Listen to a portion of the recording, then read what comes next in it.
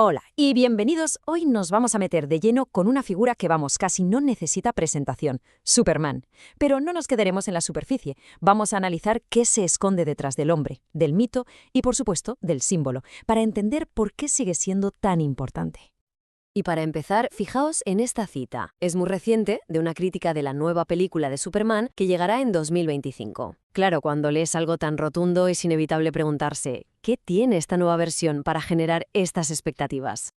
Pues venga, vamos a meternos en faena. La primera parada, como no podía ser de otra forma, es justo esa, la interpretación más moderna que vamos a tener de este héroe en el cine. Lo primero que se destaca de esta nueva película es que se aleja de ese rollo cínico y oscuro que hemos visto en otras ocasiones. Apuesta por un tono esperanzador, muy colorido. Pero ojo, que no es simple. La historia es una alegoría política bastante compleja, usando naciones ficticias como Jarjampur y Boravia para reflejar conflictos muy reales de nuestro mundo. Además, este Superman parece más humano, más vulnerable, uno que comete errores. Y el mundo que le rodea abraza su origen del cómic sin ningún complejo. Hasta tenemos a Krypto el superperro. O sea que la película es profundamente política. Y esto nos lleva a pensar, ¿es algo nuevo? ¿O es que Superman siempre ha estado, de alguna manera, metido en el meollo de los grandes conflictos mundiales? Pues la respuesta, como vamos a ver ahora, es que esto no es nada nuevo. De hecho, nos metemos de lleno en una de las facetas más controvertidas del personaje, su papel como herramienta ideológica, casi como un arma secreta para Estados Unidos. Y es que la sutileza política que parece que tendrá la nueva película contrasta y mucho con los cómics de los años 40. Aquello era propaganda pura y dura.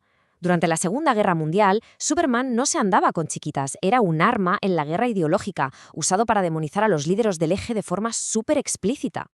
Y si miramos la cronología, es que es alucinante. En el 42, ahí está, humillando a caricaturas de Hitler y Toho en una portada. Un año después, en el 43, lo vemos imprimiendo propaganda con lemas racistas para vender bonos de guerra.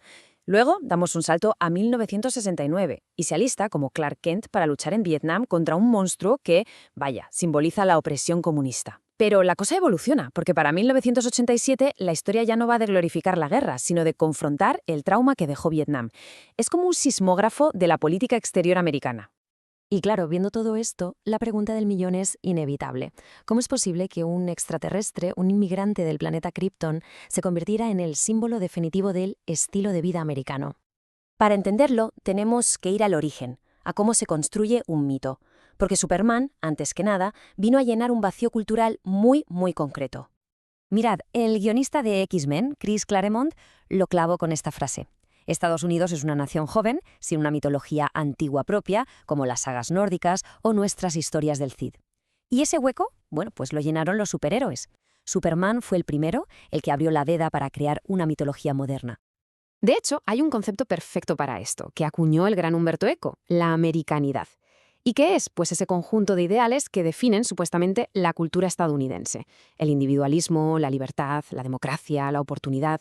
Bueno, pues Superman fue diseñado literalmente para ser el arquetipo de todo eso, la encarnación de ese ideal. Vale, es un mito, es un símbolo nacional. Pero entonces, si rascamos un poco, ¿quién hay de verdad detrás de la capa? ¿Cuál es su auténtica identidad? Y esa pregunta nos lleva directos a uno de los debates más fascinantes del personaje. Vamos a analizar esa dualidad, la del hombre y la máscara, entre Clark Kent y Superman. Aquí está el quid de la cuestión. Para muchos, Clark Kent es la farsa, el disfraz que se pone el héroe para poder vivir entre nosotros. Es una actuación. Mientras que Superman sería su verdadero yo, la expresión auténtica de su poder y su naturaleza. No es la identidad que oculta, sino la que revela. De hecho, hay una teoría del sociólogo Erving Goffman que encaja aquí como un guante. Es su teoría de la fachada. Él dice que toda actuación social tiene un medio, que es el escenario, para Superman, Metrópolis.